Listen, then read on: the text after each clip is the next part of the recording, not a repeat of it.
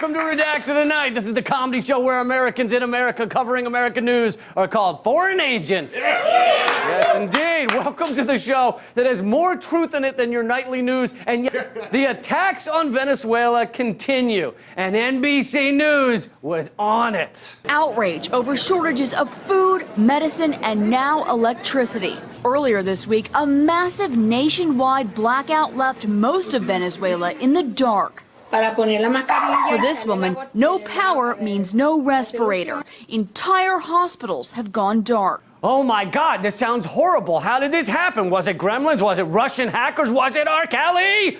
NBC News. NBC News would leave you thinking this happened because the Venezuelan government is so poorly run, they just can't keep the power on. Well, that's what you believe, unless you do what they call in the biz research, all right? Or reading things.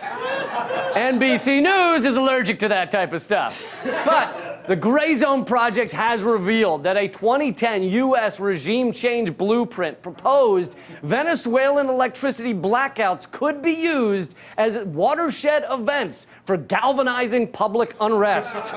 The blueprint was authored by Sergey Popovich. Memo was authored by Sergey Popovich of the Center for Applied Nonviolent Action and Strategies, or CANVAS, a Belgrade-based democracy promotion organization funded by the U.S. government that has trained thousands of U.S.-aligned youth activists in countries where the West seeks regime change. Ah, yes. Democracy promotion. This memo saying that creating an electricity crisis is the best way to create regime change in Venezuela was authored by the organization CANVAS. CANVAS, why does that sound where have I heard of that before? Oh yes, CANVAS is a US-funded soft power organization that helped train Venezuelan coup leader Juan Guaido and his allies. So did you follow that? The U.S.-funded organization that trained Juan Guaido, the guy who is currently running around Venezuela claiming to be president, that same organization authored a memo saying cutting off Venezuela's power grid is the best way to bring down the government. And now, just weeks after Guaido declares himself president without any Democratic voting to that end, Tory Dane really proved the U.S. coup cheerleaders had something to do with this.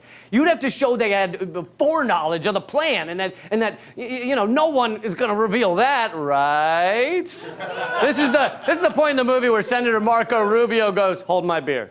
Yes, self-proclaimed piece of shit with little man syndrome, Marco Rubio jumped on Twitter 18 minutes after the blackout began and excitedly said, "Main airport without power and the backup generators have failed." Man, Rubio sure was on top of this story. How did he know the backup generators had failed at a time that the communications minister of Venezuela said local authorities did not yet know if backup generators had failed? Wow.